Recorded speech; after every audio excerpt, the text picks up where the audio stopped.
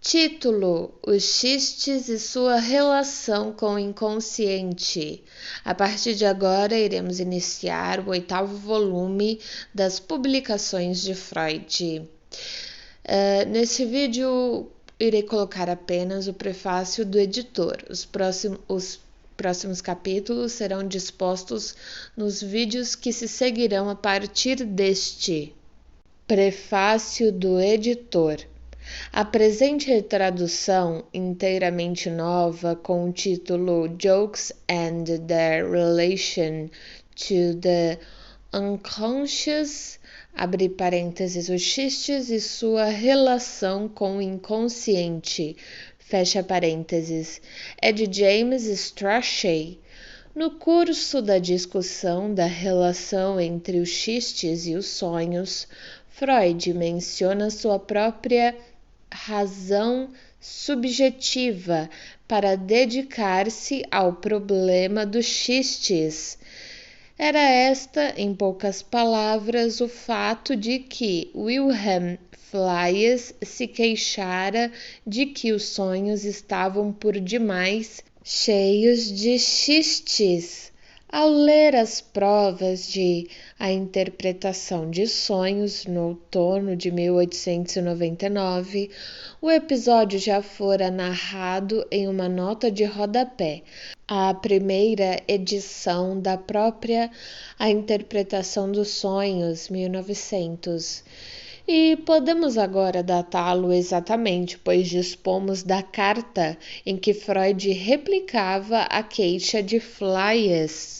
Foi escrita a 11 de setembro de 1899, de Berchtesgaden, onde foram dados os toques finais ao livro, e anuncia que Freud pretende inserir nele uma explicação de fato curioso, a presença nos sonhos de algo que se parece aos xistes.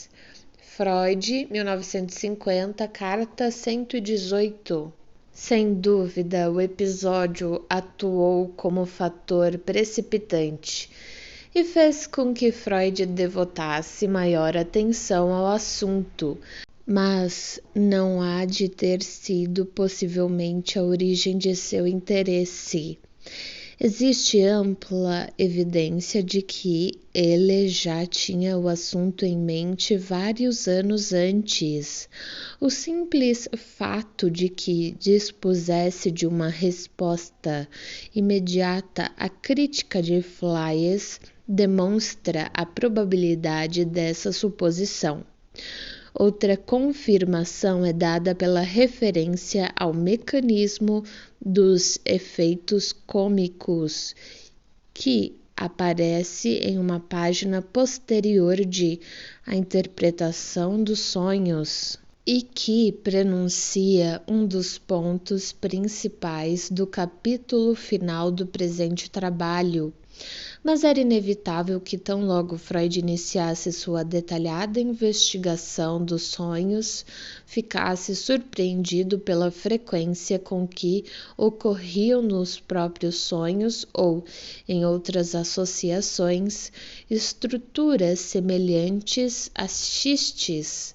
A interpretação de sonhos está cheio de exemplos dessa espécie, sendo talvez o registro mais antigo o do trocadilhesco sonho de Frau Cecily M. relatado em uma nota de rodapé ao final da história clínica de Fraulein Elisabeth von R. em Estudos sobre a Histeria, 1895.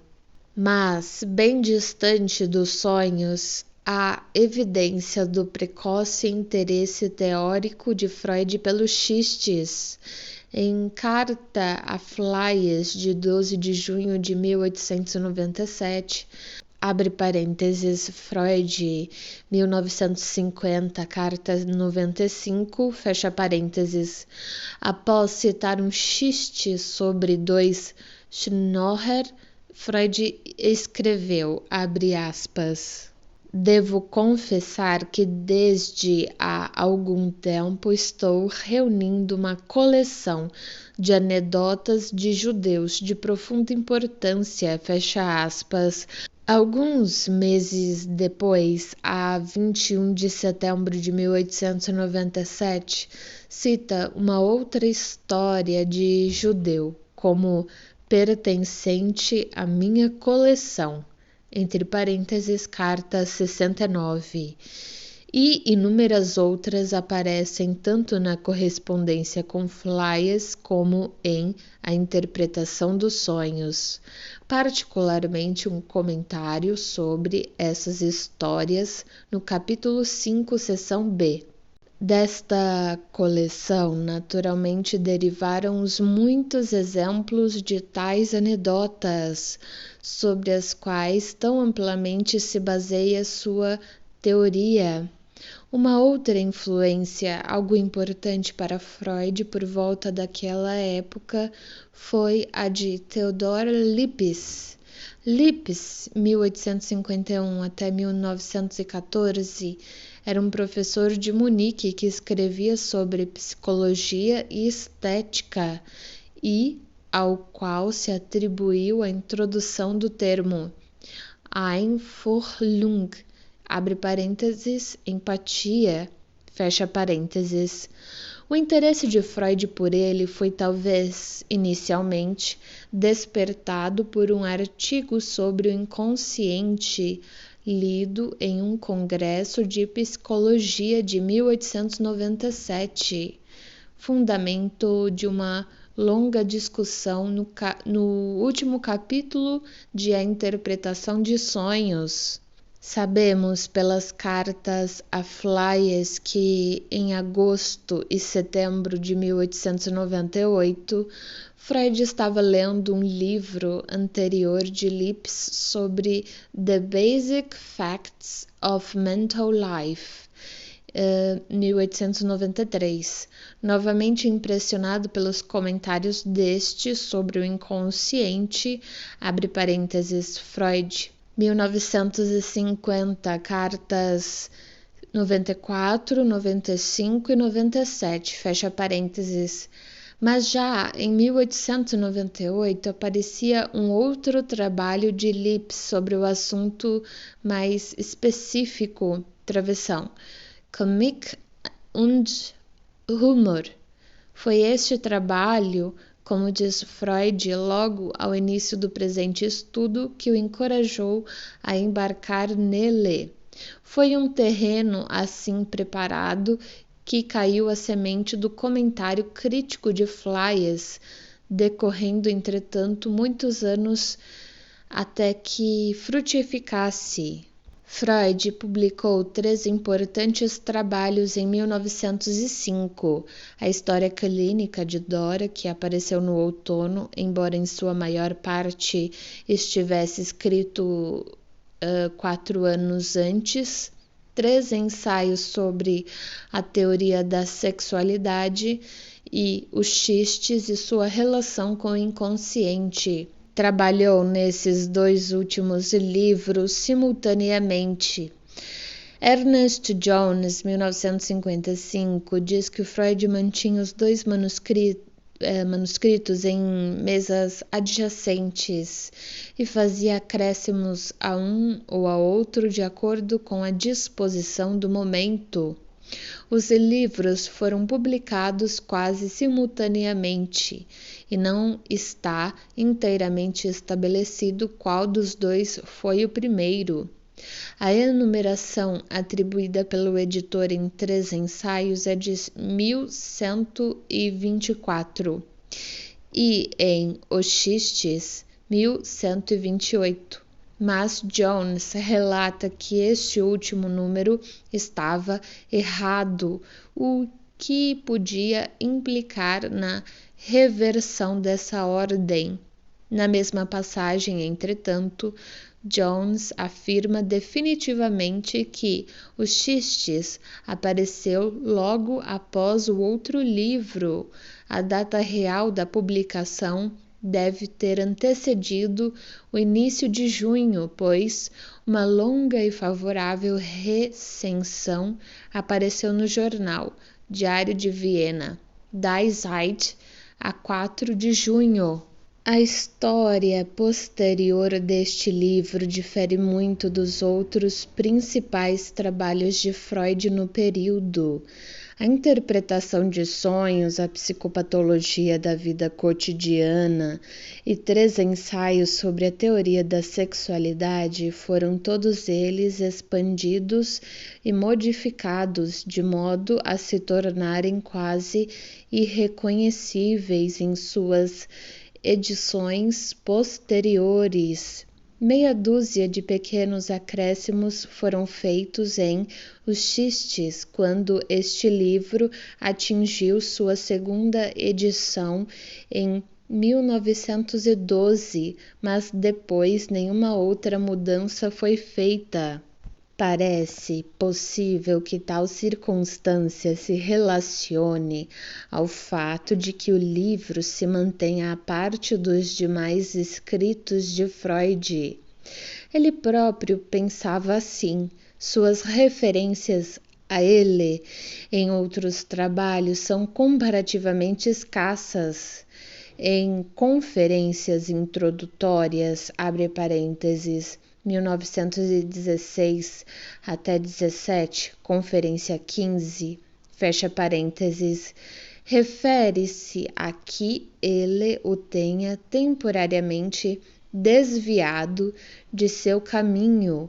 Em um estudo autobiográfico, 1925, há mesmo que parece ser uma referência levemente depreciativa. Então, inesperadamente, após um intervalo de mais de 20 anos, Freud retoma o fio da meada em seu breve artigo sobre Humor, 1927, no qual utilizava sua concepção estrutural da mente, recentemente proposta, para lançar nova luz sobre um obscuro problema. Ernest Jones descreve o presente como o menos conhecido dos trabalhos de Freud, e isto é, de certo, verdade, o que não é de surpreender quanto aos leitores não alemães. Tradutore, travessão, traditore.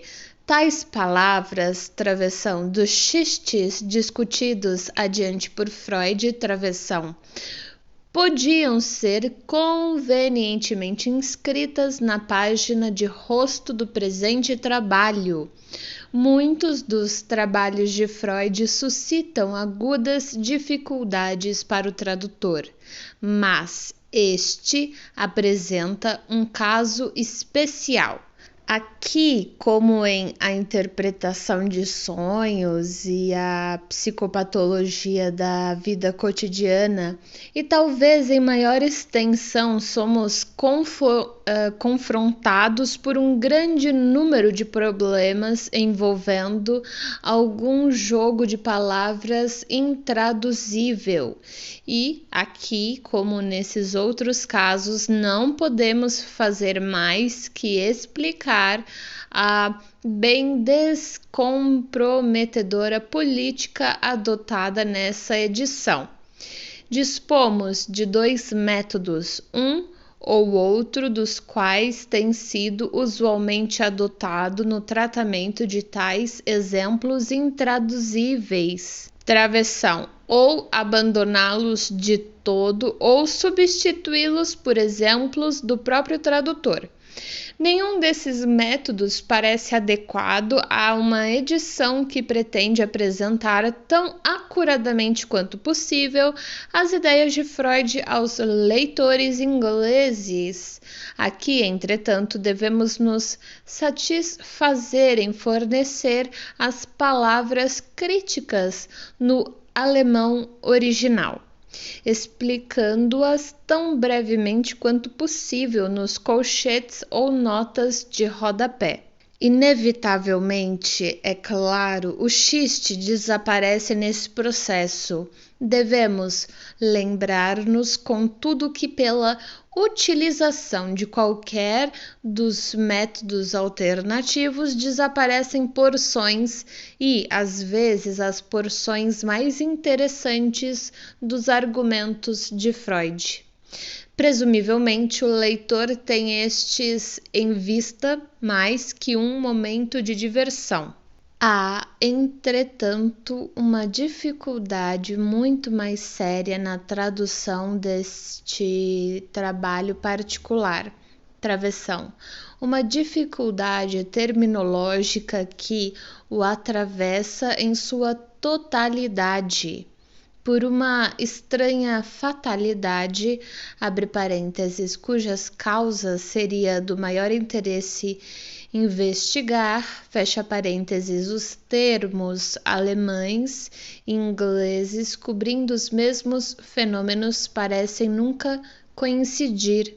São sempre aparentemente ou amplos ou estreitos demais, travessão, deixando lacunas entre si ou superpondo-se.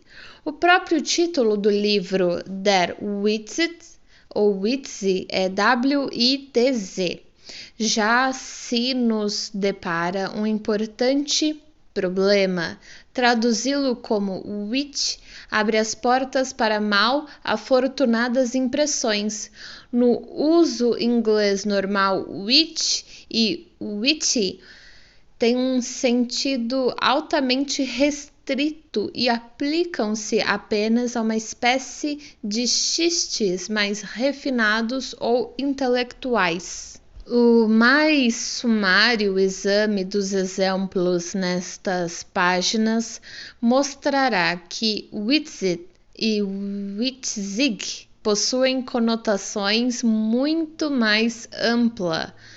Joke, entre parênteses, xiste, por outro lado, parece ser ampla demais e cobrir igualmente a palavra alemã Schmerz. A única solução para este e para dilemas similares parece ser a adoção de uma palavra inglesa para alguma correspondente alemã, mantê-la consistente invariavelmente, mesmo se parecer errada em um determinado contexto. Deste modo, o leitor ao menos poderá tirar sua própria conclusão quanto ao sentido em que Freud está usando tal palavra. Assim, através de todo o livro, Witzig foi traduzido como joke, entre parênteses, xiste, e Schmerz como jest, entre parênteses, gracejo. A grande dificuldade com o adjetivo Witzig, usado aqui na maioria dos casos como adjetivo qualificante de Witzig.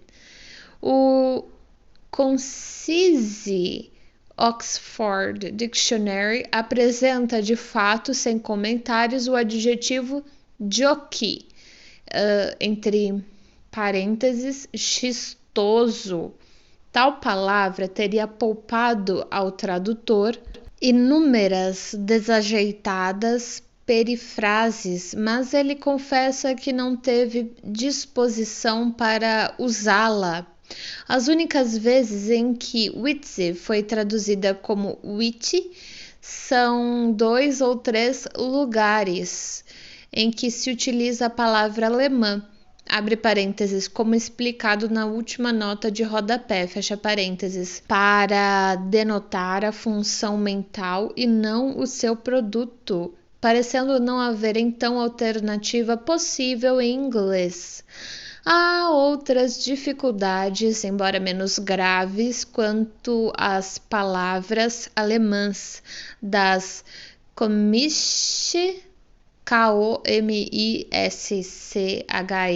e Die Comic, uma tentativa de diferenciar entre elas, usando The Comic, abre parênteses, o cômico, fecha parênteses, para a primeira e comicality, entre parênteses, comicidade, para a segunda foi abandonada em vista da passagem ao fim do parágrafo, onde as duas palavras diferentes são usadas em sentenças sucessivas, muito claramente com o mesmo sentido, atendendo meramente ao objetivo de variação elegante, de modo que a muito empolgada palavra inglesa the comic foi adotada sistematicamente para ambas as palavras alemãs. Finalmente, pode-se notar que a palavra inglesa humor, naturalmente usada para a alemã humor, soa decididamente artificial a ouvidos ingleses em alguns contextos. O fato é que hoje raramente a palavra parece ser usada isoladamente. Dificilmente ocorre, exceto na expressão sense of humor, mas aqui outra vez o leitor estará em posição de decidir por si mesmo sobre o sentido que Freud conecta à palavra. Espera-se ardentemente que essas dificuldades, afinal, todas elas superficiais, não detenham os leitores no início.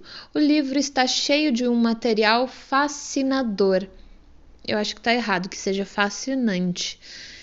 Grande parte do qual não reaparece em nenhum outro escrito de Freud. As detalhadas abordagens aí contidas dos complicados processos psicológicos não têm rivais fora de a interpretação de sonhos e são, em verdade, um produto da mesma fagulha de gênio que nos deu aquele grande trabalho.